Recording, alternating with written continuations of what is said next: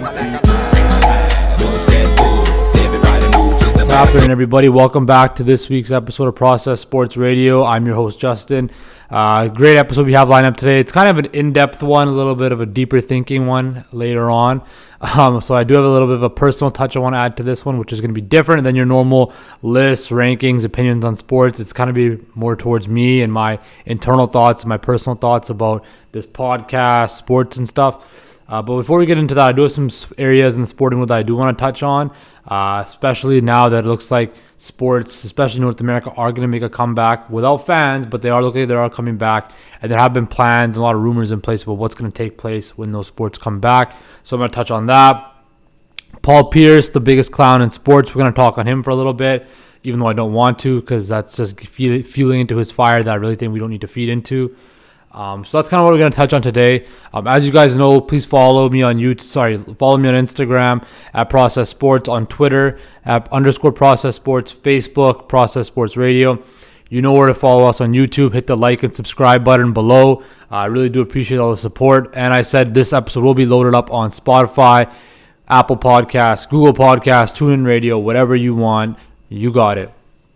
So let's start off where this whole sports coming back situation. So turns out with everybody doing their job, social distancing, this pandemic seems to be slowing down in certain areas to the point where, certain states, governments, local agencies are now going to be able to open up pro sports complexes. I mean, it's been opened up in the NBA. The NHL is going to open up soon for practice facilities to let their players start working out again and get back into the swing of things.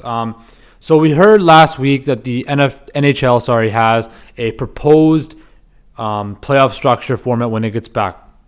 What it entails is this. So basically, the first four teams in each conference, West Conference and Eastern Conference, are going to get a bye. And they're going to have a play-in round with seeds, I believe, 5 through 12. So those teams right there are going to play off in a best 3 out of 5 series and then and then jump into the first round where we have our normal 8 seedings per conference.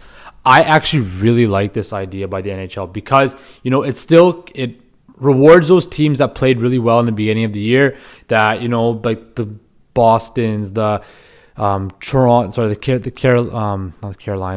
Bostons, the Washingtons, the Colorados, the St. Louis's, all those teams that were in prime playoff positions before this pandemic started are still going to be rewarded, and that they're going to get extra practice time, extra rest. If they have injured players, they'll come back healthy, right? So it rewards those teams, but it also creates intrigue between those teams from 5 to 12, where, let's be honest here, there's a lot more. Yes, there might have been some teams that were out of it, but majority of those teams were still in that playoff hunt, right? So that really builds the pressure up and the interest up of the fan, because, hey, for us as Canucks fans, right, we were on that playoff bubble, but now we are essentially have an easier road to the playoffs because we got to play Minnesota, and Minnesota is a lower seed than us, and the Canucks would beat the brakes off Minnesota. So for me, I really love this idea because it builds competitive interest in it from each different fan market. It also rewards the teams that have played well in the regular season, and they don't have to worry about hopping in and playing in a single or a smaller, shorter series and having that higher risk of getting knocked out, right? So that's a really good move by the NHL. Plus, another great thing is you're going to be in hub cities, right? They're not going to be having to travel. So, for example, Vancouver and Minnesota are not going to travel back and forth, right? Which is not a very long travel schedule still, but, as they were out of a division, you're not going to worry about that travel, that couple-hour flight from here to Minnesota and back, right? So you're going to be in that hub city. So it's definitely going to be really interesting how it's going to happen. I believe only 2 teams voted against it. I think it was Tampa Bay and Carolina, just based, I guess, on their favorable matchups in that proposed bracket. Now, things may change, and I'm still of the proponent that I do think that these leagues, especially the NHL and the NBA, need to have a sort of a preseason or tune-up games before they get into that playoff format, right? So even if you have another 5-10 preseason games, another 5 regular season games to tune up and rejig the seedings, I would definitely be a proponent of that because, like I said before, you cannot expect these athletes who have been off for almost 2 months, possibly even more, like almost 3 months when the actual games start, to jump right into playoff game. That's basically a whole off season off and jumping right into playoff format. Totally, that's very, very hard and very gruesome. Sorry, not gruesome. Hard and taxing on the athletes' bodies and stuff. I really think they need to figure out a way to ease it into that playoff format because I feel that's going to increase the level of play and increase the fans, passion. Although we're going to be fanatics about it anyway. Once sports is back on, I mean, I've been watching the Bundesliga like no tomorrow, and I never watched the Bundesliga, right? So I've been intently watching. Also, for those of you who haven't been watching the Bundesliga, Alphonso Davies is ripping it up, and Alphonso Davies quite possibly is the best left back in the world right now, and he's Canadian, and he's only 20 years old, I think. Unbelievable. But going back to hockey, I definitely feel that this format, the NHL, did get it right. Normally, I kind of hard on the NHL for not, getting things right and not being kind of innovative in the way that they think. They kind of have a bunch of followers, but definitely Gary Bettman and the league got this right. I love this idea because, like I said, it builds intrigue in not only just the main markets that are already in the playoffs, but also all those teams that are in the bubble, right? And it gives them that taste of playoff atmosphere. And best 3 out of 5 is not much of a crapshoot as a single elimination game would be. So definitely, I feel best 3 out of 5. Use the better team will still win. Now, there's still a chance for an upset because if a team gets hot, like we know, or goalie gets hot, like a team like Montreal, for example, you're telling me Carey Price can't get hot for a couple games and lead it and steal a round victory, right? You're telling me Jacob Markstrom for the Canucks can't get hot and steal a couple games. He's already done it the whole year for the Canucks, right? So definitely, I feel this is a great move by the NHL. It has a perfect symmetry of competitive balance and interest for the fans. Unlike that proposed idea from the NBA where they wanted to have teams from basically 7 to 15 battle for that play, which was dumb. Now, earlier today, it was found out the NBA has now proposed to just have the 1 through 16 playoff format, which is awesome because if you look at the bracket and the way it's set up, it's really, really intriguing. I believe on one side of the bracket, you got the Lakers and the Raptors, and the other side, you got the Bucks and the Clippers. Could you imagine that Final Four where it goes from the Lakers and the Raptors, LeBron versus LeBronto, no longer LeBronto, the defending champion Toronto Raptors, put some respect on that, versus the Bucks and Kawhi Leonard again. They got to go through Kawhi Leonard again to get to the finals. So that would be a crazy setup in that Final Four format. Plus, you have intriguing matchups like the Heat and the Thunder would be an unbelievable series to watch. The Jazz and the Rockets would be a really great series to watch in the first round. Hell, the Nets versus the Lakers in the first round would be crazy to watch.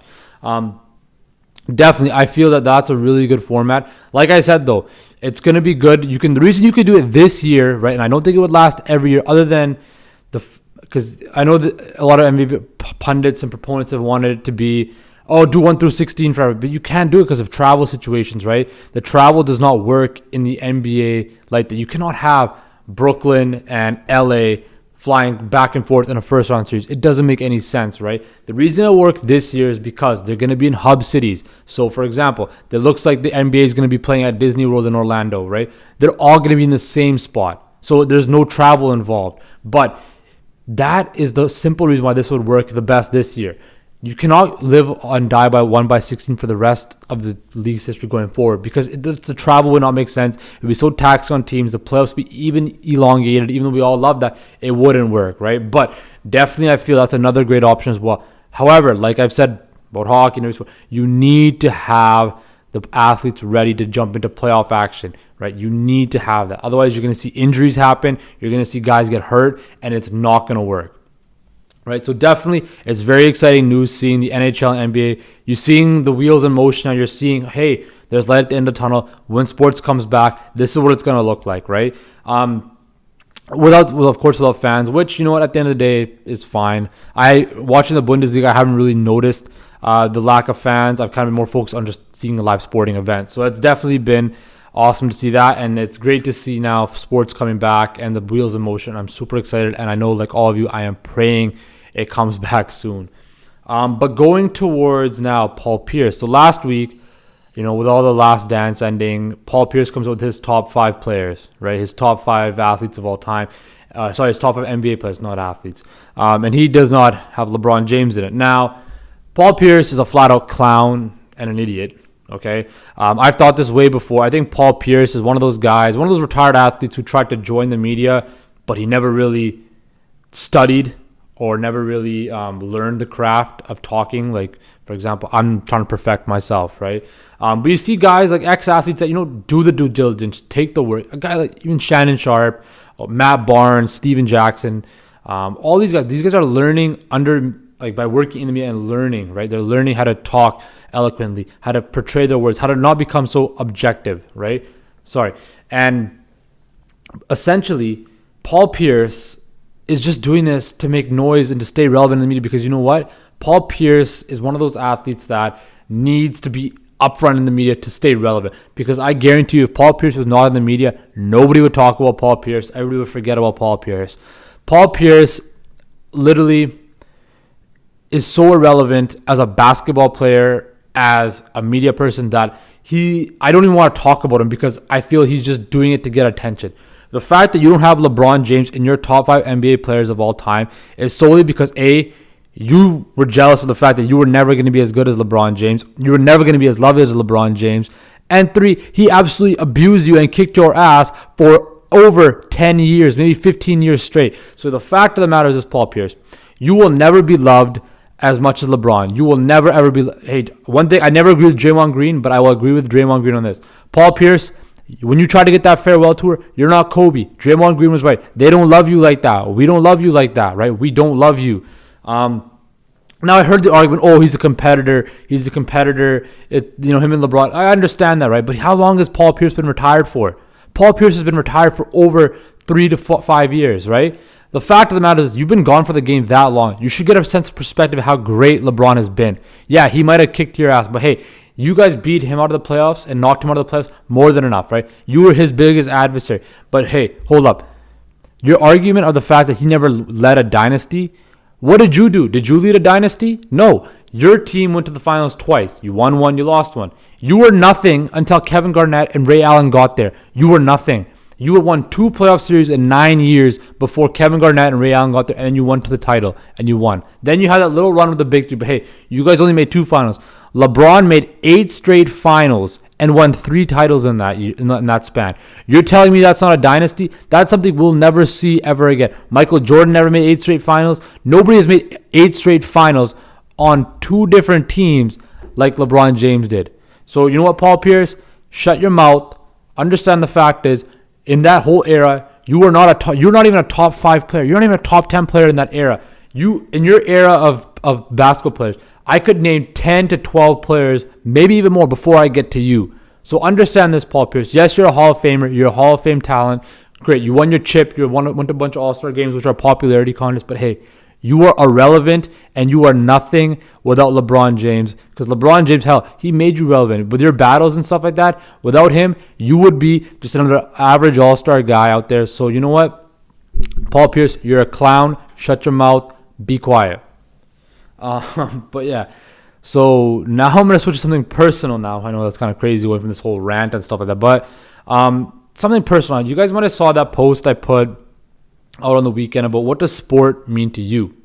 And where that kind of came from is kind of like how this whole podcast started. I never really talked about how this podcast and this idea started with me. So it's been about a year I've been doing this for. I've had its ups and downs like anything.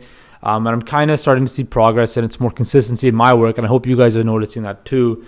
But so at that point in time, it was really, you know how we all are, going through different weird things in our life, difficult times personally.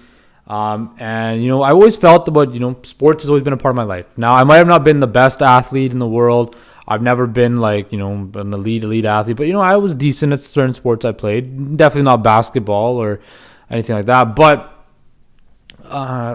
I always knew that I wanted sports in my life, and going through my whole life and everything like that, I always wanted to figure out a way to find a career or find something that keeps me in tune with the world of sports, right? That I can express my opinions, or I can keep sports close to me, right? So the thing about starting this podcast was, the fact is I never started this to get fame or money. I don't care about that at all. I just wanted to simply create a platform for myself to speak my mind, to express my opinions, to let everybody know what I'm thinking. Because, for me, I love talking about sports. I love giving my opinions. I love hating on people like Paul Pierce. I love giving love to people that deserve love, right? I love talking about how leagues can improve. I love talking about stuff like that. But definitely for me, like, this was really important to me. And it's something that, hey, I've started. And, maybe it's inspiration to people out there that, hey, to start their own stuff. And follow your passion, right? At the end of the day, we're on this earth for a limited amount of time, right? And I feel now, looking at it now, is if you could find something that you do, whether it's a hobby, a sport, a job, a career, if you truly love it, man, stick to it, do it, and do it to the best of your ability, right? And that's this whole thing with this podcast. And I kind of learned that from sport. So going back to the whole, what does sport mean to you? Sport to me is something that creates discipline, creates friendship, creates skills that not only can be used on the field or off the field, but can be used in the real life setting, right? For example, I know a lot of, say for me, right? I played sports, team sports growing up my whole life. I like to consider myself a pretty social person. And I've learned that through sport by working with different people, meeting new people, working in team environments like that. I feel sport is the greatest teacher in the world. I mean, you may suck at one sport and you may suck and you may get down and stuff like that, but you end up building that internal work ethic and that determination to get better, to work at it, to create a discipline. That whole process of working and understanding what you're doing wrong, fixing that mistake, and building and building and building and growing, right? For me, that's the biggest thing about sport. Sport is so amazing like that, is you can see a 5-year-old kid, can't skate at all, right? Hates hockey or hates ringette or whatever, right? Hates figure skating, whatever. But let's use hockey for this example. 5-year-old kid can't skate, hates it, falls down. But you know what? He keeps at it. They persevere, whether that's through themselves or their parents helping them out and telling them to keep on going. And you eventually see that kid grow up, and then eventually you see that kid get really good. And then then that opens doors for them, whether that's scholarships, professional, or just for the fact of having fun, right? For me, I always knew I was never going to be a professional athlete. My mom told me at a young age that, hey, you're not, my best sport was hockey. And I always thought growing up till I was about 10 years old that I was going to make the NHL and I was going to be some superstar athlete. Like every kid dreams, right? I always dreamed that. I had that dream in my mind. Before that, I wanted to be a professional soccer player. I wanted to play for Brazil, even though I wasn't from Brazil, right? But I knew that at a young age that I wasn't going to be a professional athlete. But I always knew I wanted to have sports in my life. And what sports creates for me is love and passion. For example, like you see all these athletes talk about how the love of the game is more important than all the money. Honestly, some of that might be like bullshit, but honestly, for some athletes, you could see it on their face when they're playing. You could tell when an athlete truly loves the game and they don't cheat the game. You see guys, Michael Jordan was one after this whole documentary. You saw LeBron James. You see athletes like, Sidney Crosby, Connor McDavid. You see all these different athletes. You see the love of the game they have. You see that, yes, they are great athletes, but the passion and that desire, and the reason they're so great is because, they love the game. Wayne Gretzky even said the reason he was so great and the reason he wanted to be great was because, he loved the game. That's all he wanted to do. He had the love of the game and the passion and desire in the game. So sport brings love, passion, desire, but it also brings everybody together, right? Especially during times like these. Without having sport, you kind of realize how separate the world gets, right? Before we have all, like, for example, here in Vancouver, we have our Canucks Legions, we have different fans there. But you know what? At the end of the day, we can all go watch a Canucks game, whether you're a Canucks fan, a Leafs fan, a Habs fan, whatever. We can all come and watch a game and come together, right? You go to a Canucks game, you see all sorts of different people there. You see all over the world, different sporting events, people coming together. And it's going to be unfortunate that, us as sports fans cannot congregate at a certain arena anymore and watch a sporting event live. We can do it at home through TVs and stuff like that, with our neighbors, with our friends, and that's going to be great to see. Sport brings the whole world together, no matter your race, your age, your gender, whatever. The one common thing we have, your social status, whatever the commonality is or whatever the differences are, sport brings us all together. Whether we debate it, whether we agree with opinions, disagree with opinions, flat out hate people in sport, it still brings us all together because it gives us something to talk about. And it's the equal play. No one sports fan is better than the other. We're all the same. We all love the same team, the same player. And honestly, it's amazing to see how great and how amazing sports truly brings the world together. And it's unbelievable to see. And it's really opened up my eyes during this whole pandemic, the fact that how, without sports, whether it's pro sports or even playing sports, right? You understand, like, wow, like my life is really different without it, and I really miss it.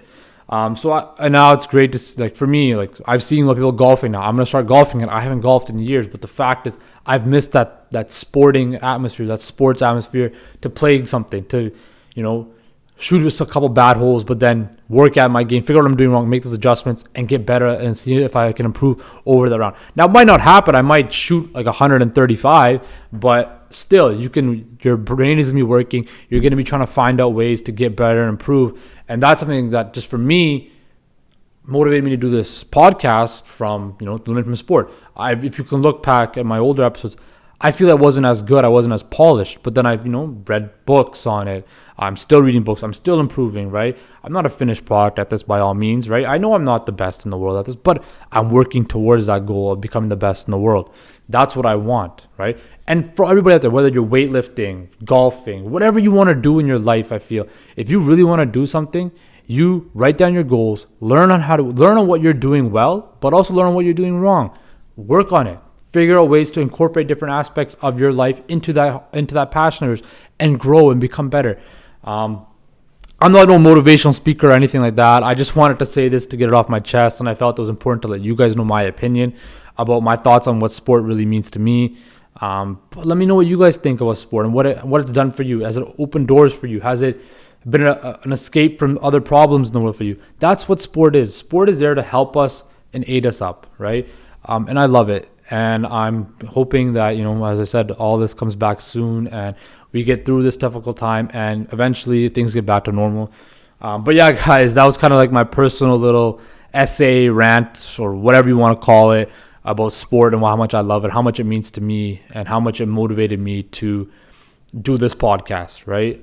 But definitely, guys, stay safe out there. There'll be another video coming this week, probably more in depth about ranting and stuff, back to the real world sports topics. But I really appreciate the support, guys. Like I said, I'm not a finished product, but I'm going to continue to be working to become the best I can be. And I thank you guys all for your support, and take care.